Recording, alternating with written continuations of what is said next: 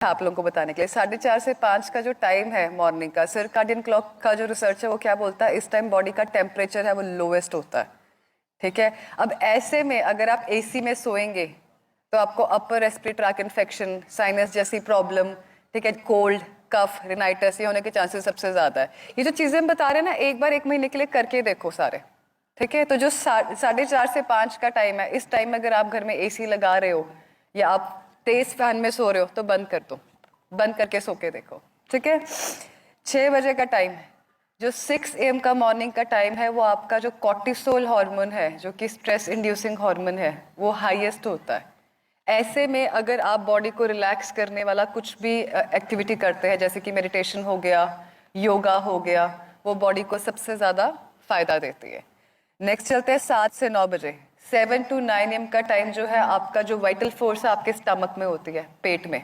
तो मैक्सिमम जो आपके डाइजेस्टिव जूसेस हैं वो 7 से 9 बजे के बीच में बॉडी में रिलीज होते हैं। तो 7 से 9 बजे के बीच में अगर आप दिन का पहला मील खाते हैं तो सबसे अच्छा डाइजेशन उसका होता है, सबसे ज्यादा उसका गुड आउटकम आता है। 7 बजे जो है आपका बीपी भी फ्लक्चुएट करता है। अच्छा, कोई जिसने कभी भी हार्ट इंस्टीट्यूट में काम किया हो उसको पता होगा, जो 7 बजे का टाइम है, अक्सर स्ट्रोक आना है किसी पेशेंट को, या जिस पेशेंट की टेंडेंसी है या हार्ट की बीमारी है, उनको 7 बजे के टाइम के आसपास टेंडेंसी रहती है फ्लक्चुएशंस की। तो ऐसे में अगर कोई आपके घर में पेशेंट है जिसको बीपी की प्रॉब्लम है या हार्ट डिजीज है या ऐसा कुछ भी सिनेरियो है, कोशिश करो कि उस इंसान को गुस्सा नहीं है। अगर कहते हैं ना सुबह सुबह क्या सड़ी सी बात कर दी, गुस्सा क्यों कर रहे हो, सुबह सुबह नहीं गुस्सा करते होते, कह देते हैं ना ऐसे। क्यों? क्योंकि जो 7 AM का टाइम है, रिसर्च क्या बोलती है, जो आपका वाइटल फोर्स है that is in your, that enhances your, that affects your cardiac activity and your BP. ऐसे में अगर पेशेंट कुछ भी ऐसा करेगा जिसकी वजह से वो गुस्सा खा के बीपी हाई करेगा, that can be harmful for his heart condition. 9 से 11 सर्काडियन क्लॉक क्या कहता है, आपकी बॉडी का टेस्टोस्टेरोन लेवल सबसे ज्यादा हाई है। तो अगर आपको कोई भी ऐसा फोर्स वाला वर्क करना है, एक्टिविटी करना है, जैसे जिम वर्कआउट करना है, ठीक है, तो ये वाला जो आपका टाइम है वो बेस्ट है।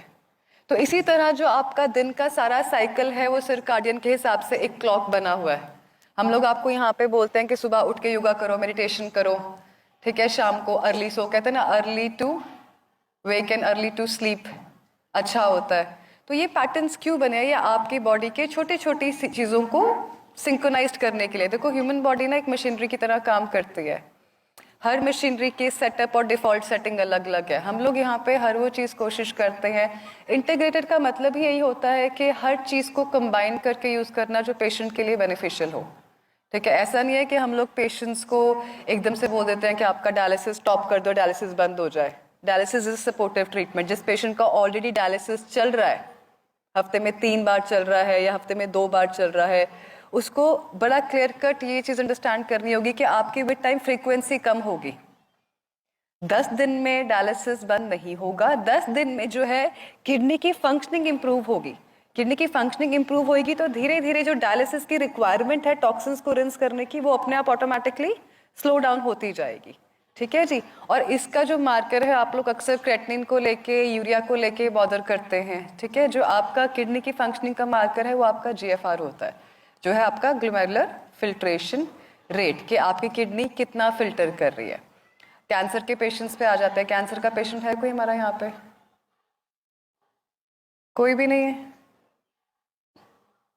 कैंसर की बीमारी कैसे होती है?